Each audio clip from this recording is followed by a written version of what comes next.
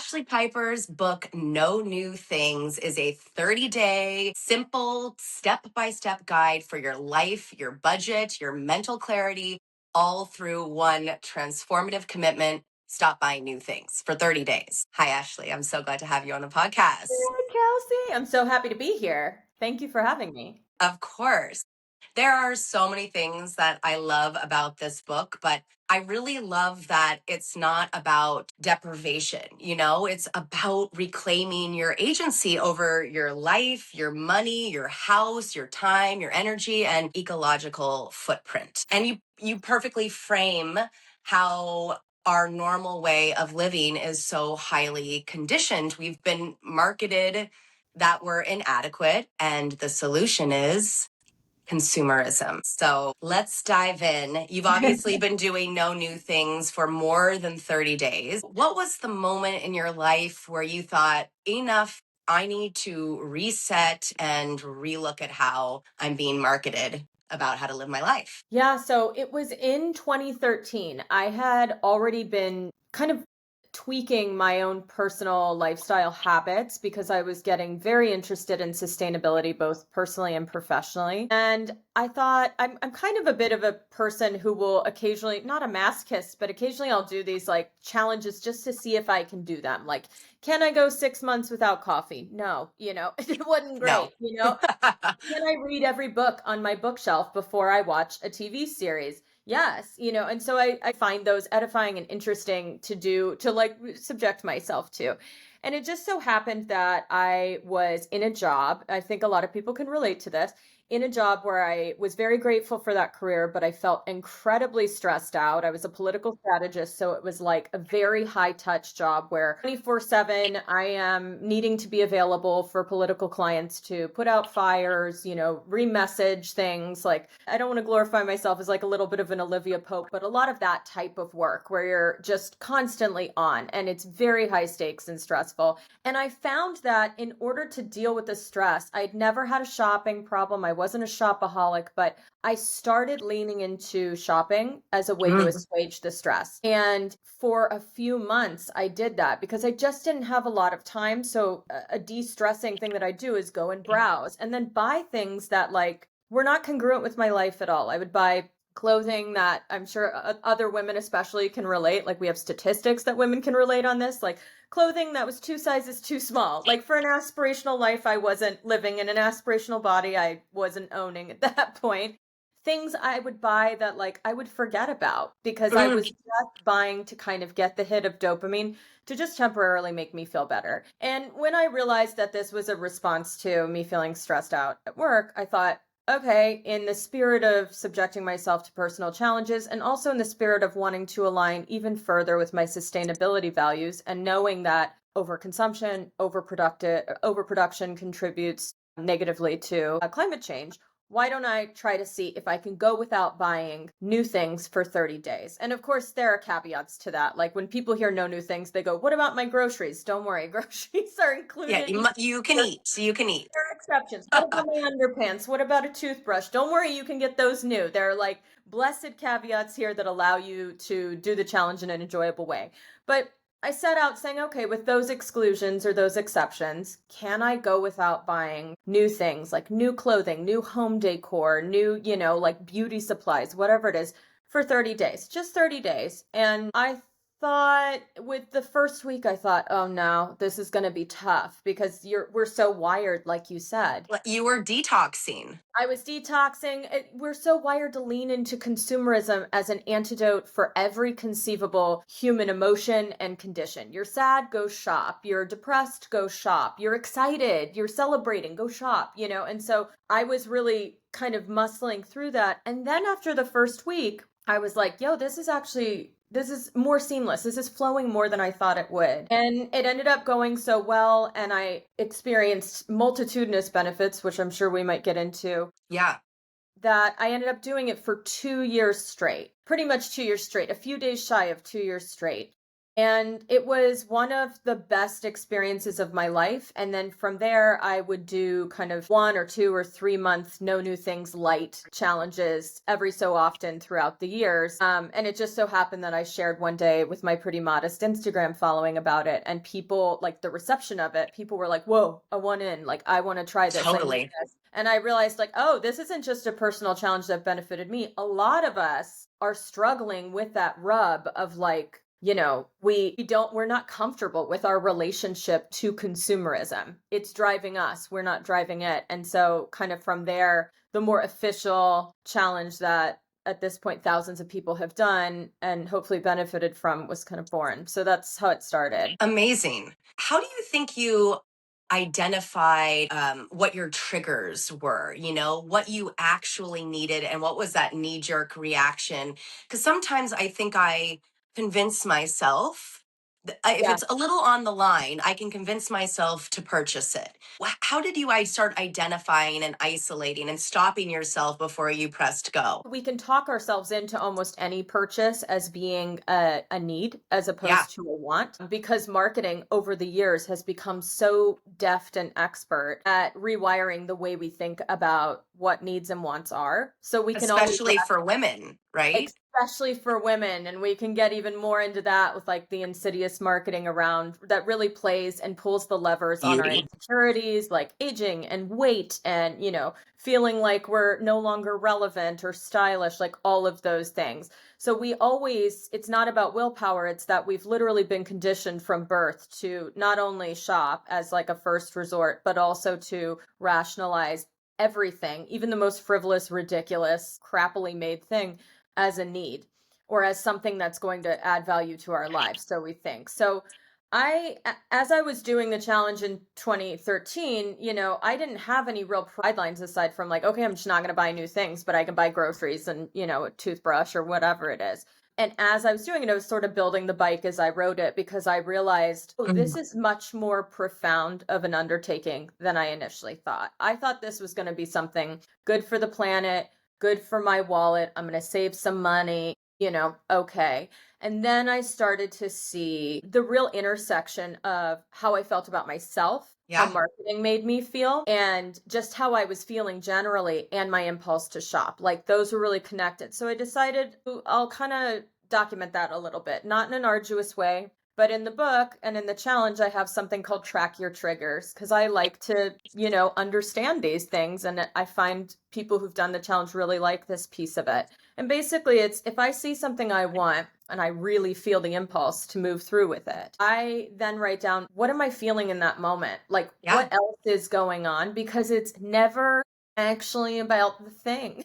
It's No. never about the thing you want to shop for. So I found like, okay, when I'm thirsty, hungry, cold, which is, a tactic that's used by a lot of physical places to get us to consume. Think about grocery stores and malls and movie theaters. They're kept ridiculously cold because All of Las Vegas. all of Las Yeah. Vegas, Wow. right? We are so susceptible when we're cold to making less cogent decisions.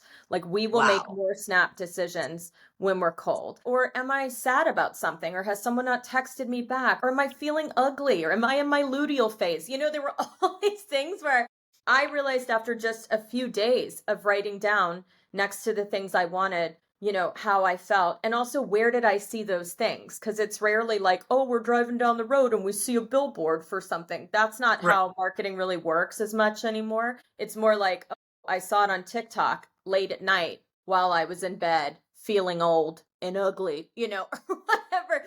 And now suddenly I want to buy a $600 skincare set or a bunch of supplements or whatever, right? And so I saw the connections between those pretty quickly. I saw the time periods. I could see I was especially vulnerable, and data backs this up, especially as women. Nighttime is not the right time for us to be looking at No. social media because all of social media is monetized to the hilt. It's all an advertisement, whether or not we know it.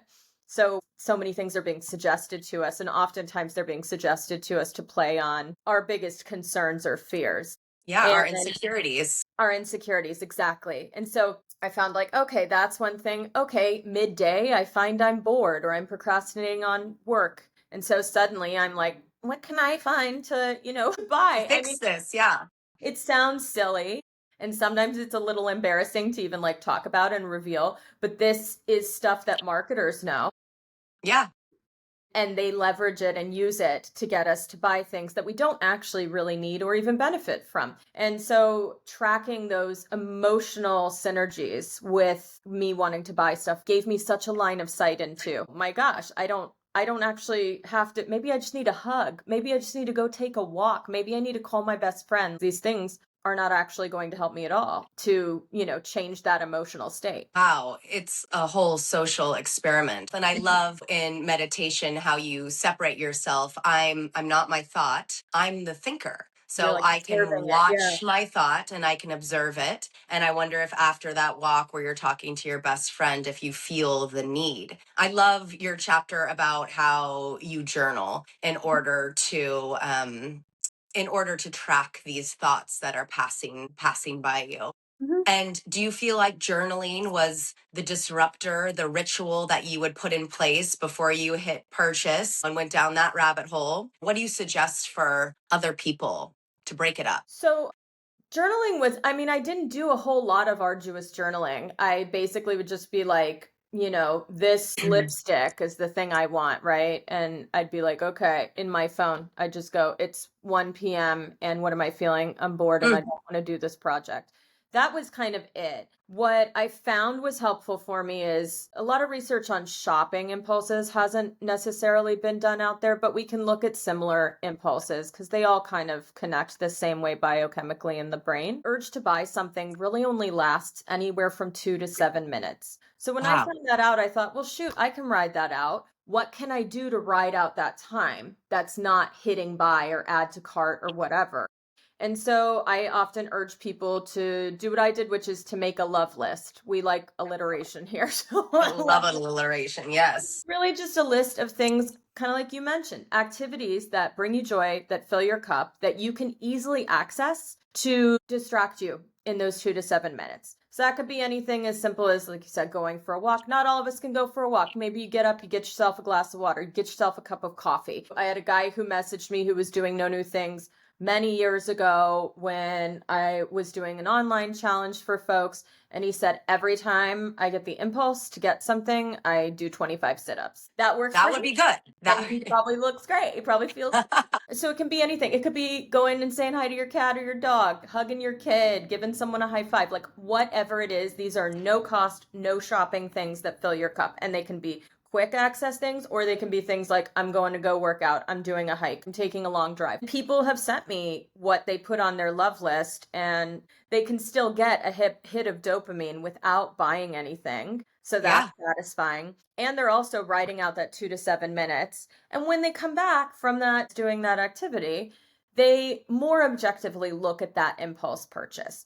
They more objectively can go, I don't really need that. Sometimes people forget about it altogether and they go, "Oh, what?" And that happens very often. And then Yeah. sometimes folks are like, "You know what? I do actually need that." But at least they're looking at it through a lens of not desperation, not being caught up in the swirl of wanting the dopamine. Instead, they're able to logically look at something and say, "Okay, that could add value to my life." And so just 2 to 7 minutes. That's That's a nothing. that's nothing. So if you can do something else in that time, you can beat the urge. And that was knowing that for me was very helpful because I found more often than not, the urge was almost completely gone. A lot of times I forgot about the item Yeah. totally and completely. There's such an intersection of overproduction and marketing and advertising and overconsumption. They are all inextricably linked, and marketers and advertisers know this. They know that if you, for instance, put something in your cart and then you roll out, you don't buy it, they will hit you up with a With bunch of emails, discounts, like, discounts. Oh, did you forget something? Because I worked as a marketer for like decades. They want to keep on your radar. They want to keep that top of mind because they know if you move through that 2 to 7 minutes, they pretty much freaking lost you. And they don't wow. want to lose you because they Yeah. want to make the sale because companies want to make money. I think it's like a simple hack, but it's one that ended up making my life significantly better, not just because I wasn't buying stuff on impulse, but also because I was engaging in other activities that honestly were much more satisfying. in the end. Yeah, you were still getting your dopamine hit. I just keep thinking about with the love list, gratitude. Gratitude just feels like the antidote to everything. When I have a lot of fear or negativity come up, if I just stop and I remind myself what I'm grateful for, what I have, health being wealth, I heard this beautiful thing from a friend of mine the other day. A healthy man has, and they mean woman too, but a Yeah, healthy man has many wishes and a sick man has one. as one. That there's so much to just be innately grateful for. Absolutely. And that provides dopamine hits. That's not something celebrated in our lives. I'm 42 years old and I keep thinking about my 8-year-old daughter and how hard the push is on teenagers right now and young 20 somethings. And I remember feeling at that age like I was trying on personalities and My gosh, just yes. so experiment. I mean, it exhausts me to think about now what I was Yeah. doing in my 20s, but you're so experimental just as you should be, and your prefrontal cortex isn't fully developed. And now we have a culture being like, you feel sad, you feel tired. It's like, I'm alive. So, Yeah. you need this to fix. And when you're a teen, that's really tough. Are Yeah. you seeing? It's fascinating your background in marketing and where you've come with it. You're just such a perfect collision of all the things to be the expert on this. Thank But, you. if that's really, how do you feel about kids and what's happening? Oh gosh. Well, honestly, I've received quite a few requests to do and know new things for young people, which I'm also in my 40s. I feel like I'm a young person just with Of how course. colloquially I Of speak course. and how I feel, but it is a real problem. I teach marketing for sustainability as well at like the university and graduate school level, and what the Yes. data shows is like younger generations are very interested, for instance, in sustainability. Like they really purchase or want to purchase in accordance with these values, more so than even like millennials, Gen X, certainly more so than boomers. And what's really interesting is that when it comes down to it, though, a lot of times they don't. A lot of times they're still buying from Shein. They're still doing the hauls from whatever. I don't even know anymore. I'm not even up on the trashy du jour places. And it's because they are, unlike you and I, they are growing up in a social media steeped culture where they are constantly confronted with this comparison piece of things. Like we are not wired to know this much about strangers, let alone people in our network. Like we're just not, like our brains are like, whoa, this is a lot. And so I think kids especially are just bombarded with it, and it is so difficult for them, even with the best intentions, to Yes. purchase in alignment with their values and also, survive, because for them, assimilation and belonging is survival, just like all of us, because we're human beings. And social media makes that very hard. And social media is monetized like crazy. And now with all of these, I talk about this in the book too, these afterpay kind of layaway programs. I mean, you can buy a Chipotle burrito and pay for it in 4 installments in a country where we have no financial literacy training anyway, ingrained in any kind of public education, which is a whole other Insane. problem. Yes. We're literally training people up in a very captive audience application to have the mindset of, I can buy this even if I don't got it. Like, even if I don't have the money, I can just have this. I can have this right now with the touch of a button. And so we're also seeing people younger and younger going into debt because they forget or do not pay these afterpay loans. So they're getting them young, and they're putting them Yeah. in a cycle that's honestly pretty inescapable. It's pretty hard to escape. So I feel concerned for younger people. I feel concerned for all of us, honestly, but I True. definitely feel concerned for folks who are younger who may not have like a counterweight of helping to insert more logic and more of a measured approach to how they engage with social media, and certainly how they engage with purchasing. Absolutely. My niece Sophie, she came to visit and we went vintage shopping. She hasn't been in a mall in years, and she was buying literally everything I wore in college, which Of she was course. calling vintage. And I was like, The okay, low slung, slow the down. low slung pants. I can't. Totally. Like the Ed Hardy jeans and like Oh, rocket dog. She was like searching for rocket rocket dog dog. shoes and she wanted to buy digital cameras. I don't feel that with my generation. I mean, I think there's a couple people. I love buying vintage. I mean, is there anything more special than being like, you can't have this. I got this, Yeah, I got it feels this unique. at this amazing flea market. But she romanticizes our youth and what we had. And so it filled me, even though I think everything that you said is so correct, it did fill me with a lot of hope for the future, that there seems to be this pull this way, Sure. which leads me to one of my favorite chapters in your book. I really love tying things into history. And I loved how you explained how we went from citizens to consumers, how this all happened. Would you mind diving in a little bit on that? Not at all. Thank you for saying that's one of your favorite parts because I that loved it. was extremely important to me. I didn't want to just have this be a 30-day challenge in a vacuum. I'm a firm believer, one, that we need to fully understand something before then we can move away from it or develop habits that are going to help us combat it. And two, I just think it's really important to trace the historical genesis of how we did Yeah. become a consumer culture, because I think a lot of folks don't know it. And they also don't know it's a more recent phenomenon. I focus primarily in the United States, but it's not that people in the global West did never buy things, but people definitely had a different ethos. They were buying things that were, one, better made for durability and lasting longer. Two, they were buying things with the intention to repair it. These items could be repaired. And three, Yeah. they were buying like one of something. Yes. They weren't, and a lot of times things were so expensive that sometimes just a community would buy one of something and everyone would resource share it. Mm, That was very normal up until round after World War II. So World mm, War II is happening. That is a different ethos of have a collective enemy. So all of us have to band together and we are right. really having a measured approach to what we're consuming across the board. Food, was rationed. Carpooling was encouraged.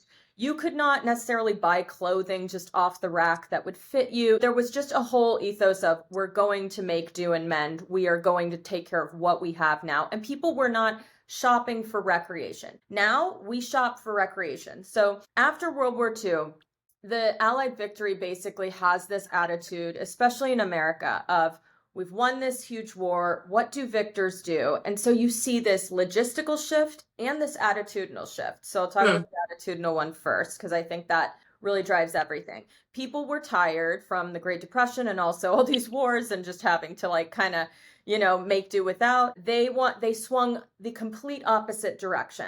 What do victors do? Well, victors have big homes and victors eat meat at every meal and victors have multiple cars and victors have flashy clothes. And so that is the attitude of the American dream can be had by victorious people who buy things. Purchasing became patriotic. On the logistical side, part of the reason why this became an overwhelming attitude is during the war, we had factories here that were largely being worked by women and more marginalized folks who couldn't necessarily go into combat. And those factories were making weapons of war. They were making parachutes and propellers and all the stuff that we needed.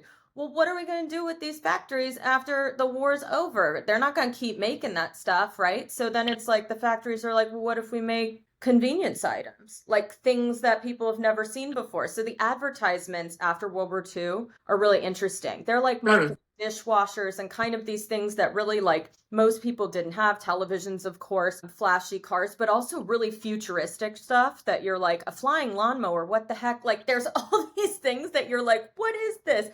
Because they really want to like up the ante on what American consumers will buy. So then and I'm sorry to drag this out, but it's like not at all. I'm with it's you. such a cocktail and confluence of these social phenomena that happen at the same time that completely shift the way we look at buying things. So you've got the factories are pivoting to make convenience and more luxury goods. You've got all these men returning from combat and they need jobs. So women largely are exiled out of their jobs. And we have like a good amount of documentation that shows a lot of these women really wished that they could have kept working. They wanted to. Yeah. And we've also got a relatively wealthy population because people were encouraged during the war to put a bunch of their money into war bonds. So you have a lot of disposable income now, or discretionary income that people didn't have before. They're moving out to the suburbs, they're buying houses. Women are becoming like a captive audience in their homes. And Yeah. let's be so for real, people are getting married and having children, hence boomers, all that. But to a lot of these women, their husbands were strangers, either because they'd kind of recently met them or because they met them and then they went off to On. war and then they came back. And that's going to change a person. Okay. So there's a whole bunch of letters that women would write back to like their families being like, I feel so lonely. This guy's a stranger to me. None of Wow. that is ever taught to us. We are instead kind of shown like a June Cleaver, I Love Lucy, like perfect housewife, just loving that role. And really what it created, that whole phenomena created, is that women were at home and they were captive audiences. And you also see more people getting televisions in their homes. And so advertisers are like, great, we're going to advertise these luxury convenience items to these women who are at home. So then they can ask their husbands to buy it for them. And that's really how things started to become this culture of consumerism, and having things became the way you belong in a victorious society, having the newest things, having the latest things. So before this time period, we didn't see people having meat at every meal. That was more luxurious. That was Yeah. like a treat, right? We didn't see people having more than one car. We start to see homes being larger than they ever have been before. People having multiple cars, buying fashion off the rack that fits them. So we're starting to see the kind of rise of what we might call fast fashion. We're starting to also see the rise of convenience materials like plastic. So plastic's pretty young material, and people were like, hey, plastic, better living through chemistry. Just throw it. Like, I don't know, did you ever see that scene in Mad Men where they're having a picnic and then they're done with the picnic and Don Draper just shakes out the Roads and and throws everything just on the ground? This was the kind of idea, like, guys, we survived this war, like, let's live it up. And so plastic was considered this one and done material that was starting to be everywhere, and people considered it disposable. So we didn't see that before all of this. This was a complete one, the mindset leading up to World War II and through World War II. So it's really after World War II we start to see this take shape, both in wow. production, attitude, and consumer behavior. And what's interesting is we have the longitudinal data to also show that starting from this time is when you can definitely see a huge spike in harmful global emissions. And that's how we know that overproduction and overconsumption and just this attitude of consumerism is extremely harmful, not just for us, but also for the planet. So fascinating. So fascinating. And also, it feels like so many years ago, but it's not. This is Yeah. why history is so important, so that we can learn from our mistakes and make choices that are empowered now. Which Yeah. feels like the perfect segue into one of my favorite subjects, which is understanding how our choices, our individual personal choices, have an effect on the planet. I think it's so easy for us to dismiss ourselves as so small to not make a difference. But your book really feels like a doorway into our connection with the earth and understanding that all of these choices collectively have a huge impact on what's happening. I mean, plastic, because of the consumer use, is now in our brains. Yeah. I mean, it's everywhere. I always think about how hard it was to get organic food 20 years ago. You know, you had to go to specialty stores to go get this food, and it was consumer dollars that drove this change. And that is the power of our money. So we have this opportunity. And I'd love to just hear your take on the power of the consumer dollar collectively for our ecological footprint. Oh, for sure. That's my bread and butter right there. Yes. In all my years working in sustainability, I certainly believe that the macro component of governments and industry getting in lockstep and being a part of the solution is extremely important. It's essential. I also know that so many people out there are anxious. Mm, Climate anxiety is real. They yes. feel helpless because that's what anxiety does. It leads us to feel apathetic and ineffectual. And they're afraid. I have always felt like, look, let's just be so for real right now. Almost none of us are heads of state or captains of industry. So, sure, can we advocate? Can we engage in activism that moves the needle on policies or where money is allocated on a governmental level? Sure. But the best way to move forward is for us to look at the data and go, these are things I can incorporate in my own life that are going to be part of the solution, because Yeah, that's all we have control over. And I think that's actually a very healing way to approach sustainability. So I always call it personal sustainability, because I can't control what you do, Kelsey, although I know you're a good doobie and you do a lot of great things. that's right, But girl. I can't control what my neighbor does or what my family No, does or anything like that. But I can control what I do. So even if someone says, oh, bringing your own bag's stupid or having your own, water bottle's dumb, it won't make a difference. One, it makes a difference because it helps me feel less anxious. It helps me feel I know I'm doing something that's part of the solution. Two, and I think that this is highly overlooked, we don't realize how influential we are just by existing and making these choices. You don't need to be an influencer to have a wide reach. There's research out there that shows that a lot of us can influence people 3, 4 times outside of our network. Okay. And you don't even have to have a robust social circle to do that. I often cite the rise against plastic straws. mm, It feels a bit like a straw man argument because it's certainly not the biggest thing that we're contending with ecologically. But within a year, we started to see legislation everywhere. Like, I live in yes, Chicago. We had multiple pieces of legislation that were coming up that were to ban plastic straws. And that really came from word of mouth and people seeing people asking for no straws.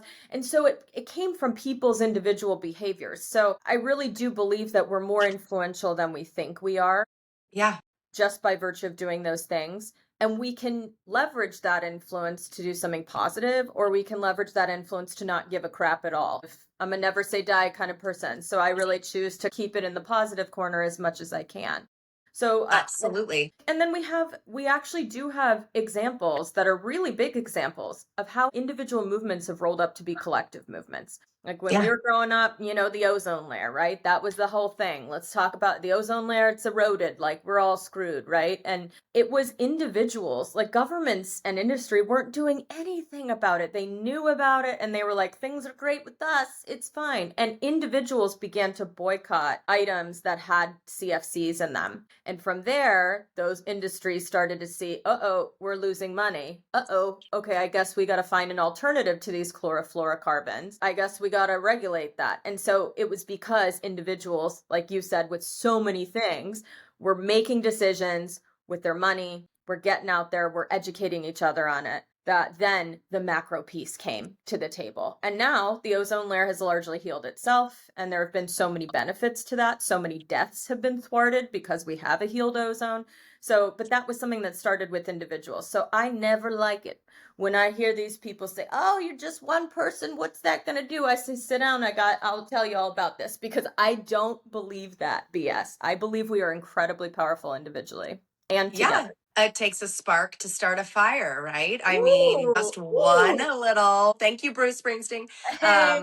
And what else are we supposed to do? It's so important to torch bear, for our world to believe that it's all possible. Hope is very Amen. important. So, and Absolutely. that perfectly segues into I'm just so interested in how does your no new things mentality affect your relationships?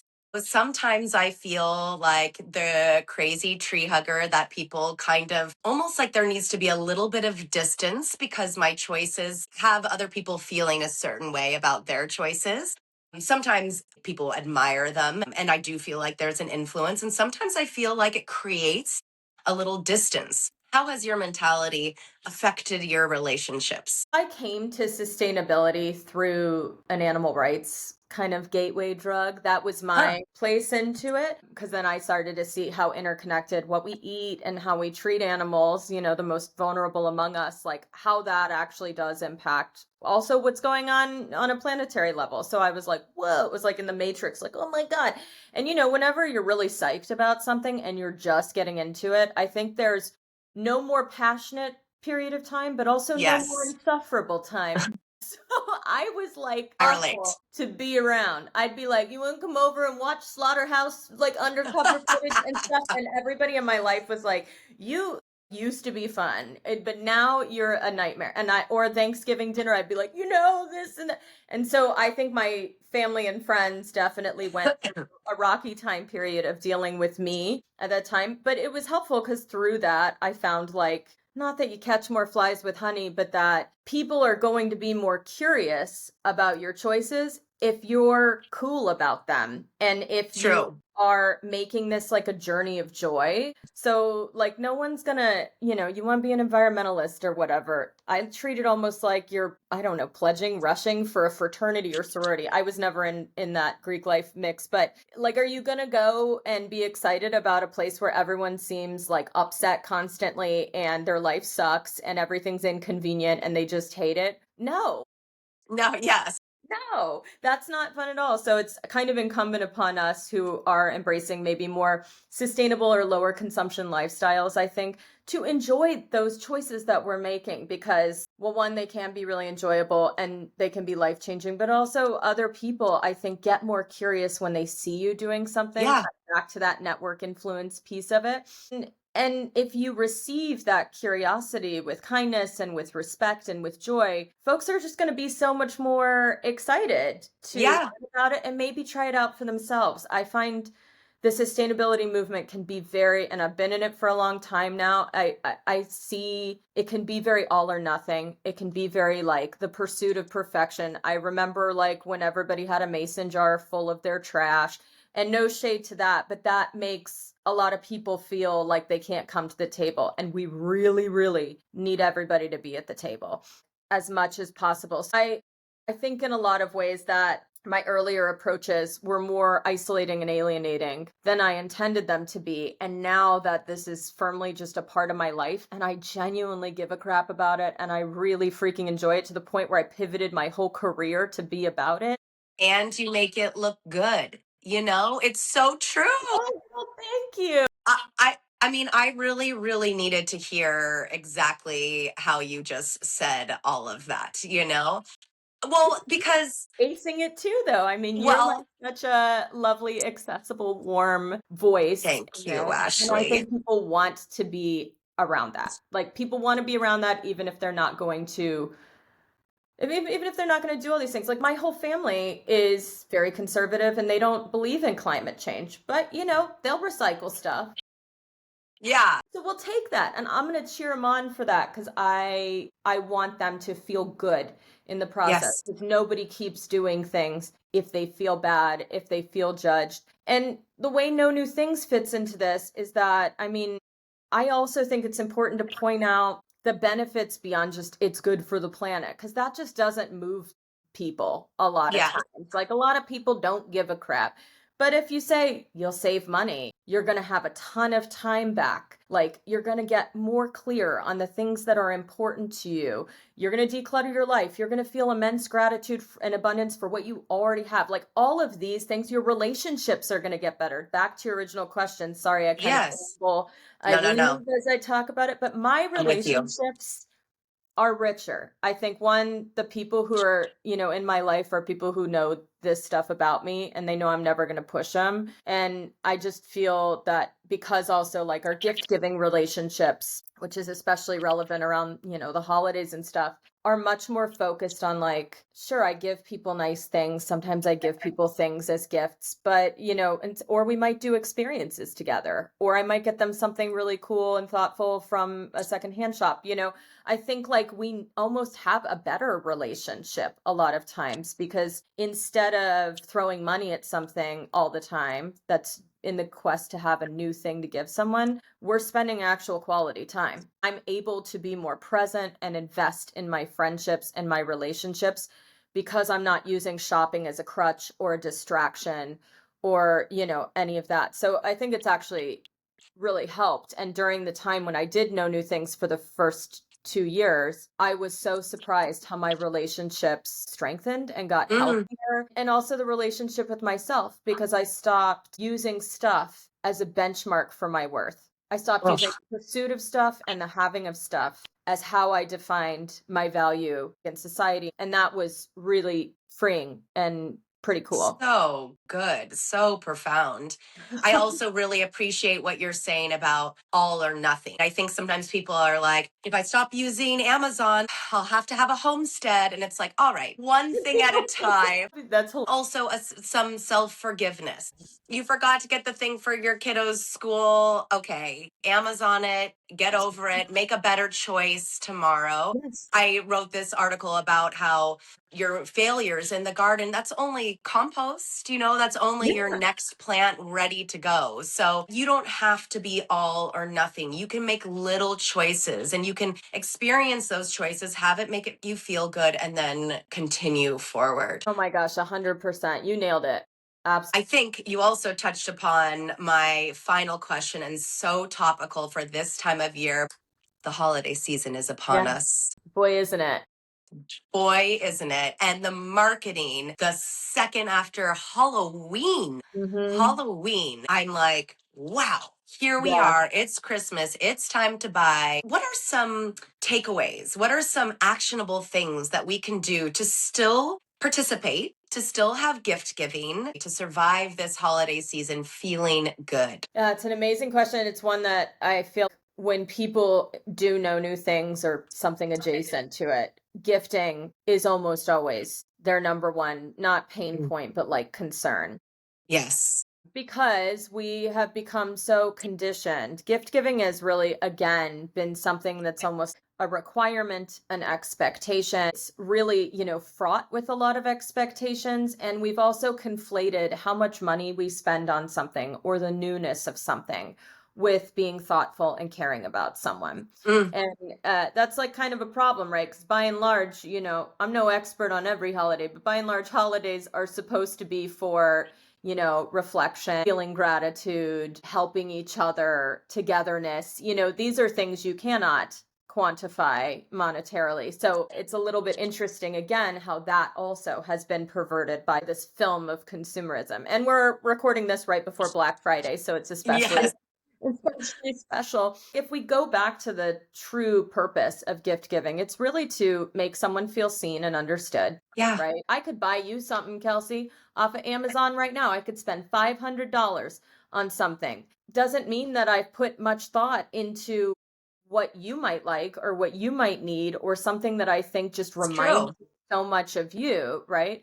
But I could go to a vintage store and I could see the first edition of your very favorite book or, whatever it is. It doesn't even have to be that deep. And that's going to be more thoughtful. Another thing I think is interesting is consumerism moves us so much closer to individualism and so far away from community.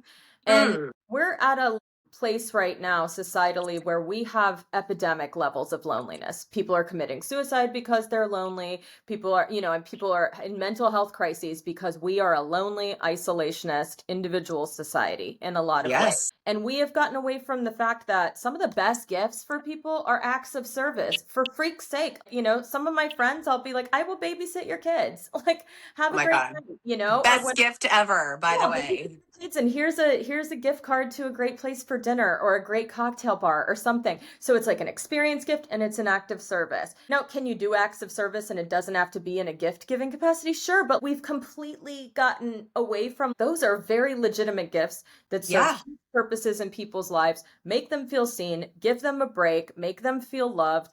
And it takes more effort on your part, I think, in a lot of ways to do something like that than to just buy something new and, check it off the list. And then doing things together. I love experience gifts. I think they're the best. And sometimes you don't even have to have a lot of money because people sometimes worry like, oh, I don't have the money or the time to like It's find a something stress. secondhand. Yeah, it's a stress. Well, y'all can go and volunteer together somewhere and you could Yeah. have a good time. Maybe you mainline a White Claw before you go. And then it makes it extra fun. I don't know. There are so many options for real connection and redefining what gift giving actually is. And I think when we look at it through that lens, it takes some of the pressure off, because the best gifts that I've ever received are not like the most expensive or No. new thing. And I think the same could be said from, because I asked people in my orbit, like whom I gift give with regularly, what's the best gift you've ever received from me? Freaking none of them said anything that I'd bought them like brand new. None Ugh, of they were like, oh, the time you came to my house and we had a sleepover. You brought all those snacks and we just had a fun time. I just think we've they're lost the not plot. things. Yeah, we've lost the plot. Ginger Z over at ABC, she has done No New Things for, I want to say, the past 4 years. And Wow. she intentionally does it mid-November to January. And she has kids. And like, that's a really interesting time to take a challenge like this, right? Because Wow.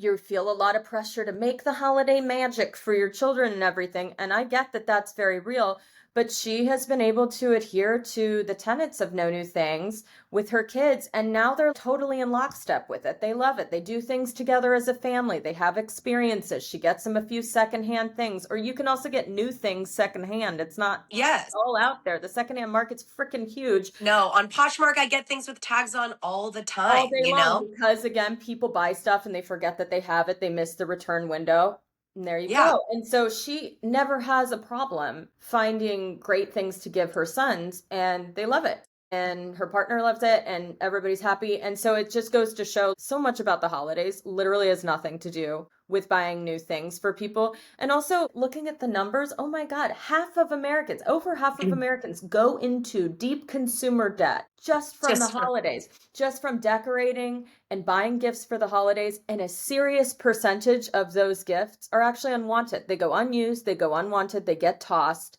And so it's this fool's errand of a swirl of us thinking, I've got to buy this for Johnny's teacher because that's the expectation, right? It needs to be this and that. And by and large, people don't even want that stuff. no, like They a want it. handwritten card means so much. I'm so glad we're having this conversation before Black Friday because I really do feel as a parent this need to make it special and but I struggle to think what my kids need. And so acts of service, experiences is such a and An experiments. interesting Uh, twist. the mainlining a White Claw is I'm tucking that in the back of my You brain for a know, girlfriend. just drink a glass Um, of wine and go volunteer. yeah, those are the things that matter. We can't take the things in our life with us, but at the end, we're filled with the collection of memories that we have. And that's what you're suggesting. That is what the gifts of the holiday are all about. Sure.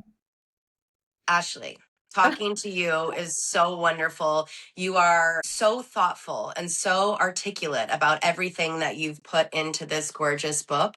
Listeners, I highly recommend it. This is the season to take this on and revisit why we think the way that we do. We are able to make empowered choices in our life. So let's choose them. Let's take our power back. I'm so grateful that you've written this and the empowerment I feel from reading it. Oh my gosh. Well, that's the nicest thing I could ever hear. And thank you so much for having me on and just sharing your light with me and Oh, everybody. So I'm so grateful. oh, and last thing, where can Yeah. people follow you? Where can we buy your book? One new thing. How can we stay in touch with you? Sure. Well, the book is available pretty if people don't want to buy it, because I do recognize, I have a good sense of irony. I recognize that a book Yes. is a new thing. There's an ebook version, there's an audiobook version narrated by Perfect. me. So if you're not sick of hearing me, you might like that. And then almost every library has No New Things or will carry it if you request it. So I do always want to give people those options too. But you can buy it wherever books are sold. Pretty much. And then as far as keeping in touch with me, I am on Instagram, most active on Instagram. I'm just Ashlee Piper, Ashlee with two E's, no Y on there. And then I also have a Substack called The Ethical Edit, where I kind of share more of the day to day It's of so living good. that No New Things ethos and some of the things that kind of go along with it. So if you're looking for a space where it's, maybe where you're being de-influenced, or rather you're just being reminded that you are and you have enough. That's the mantra I kind of live by over there on Substack. So people can follow me there too. Love your Substack. It's so good. Well, right back at you. Thanks, girl. Where the All Mutual right. Admiration Society is like so Yes. indigenous right now. We're very in love. Everybody leave. We need to hug and meditate. Yes. The sustainability community, I have to say, everyone shares things so openly, so easily. We need to amplify hundreds, thousands of times. It's really beautiful. I don't think there's another industry like us. You know, earth Yeah. workers are, we're unique. Yeah, and I mean, we're all out here, I think, because we're really passionate and we care almost Yeah. to the point of action, because nobody's out here getting rich doing sustainability work. So we definitely have to stick together. We're Yes. more powerful together too. It's just so true. It's so true. Well, thank you so much. And Thank we will you. talk again soon.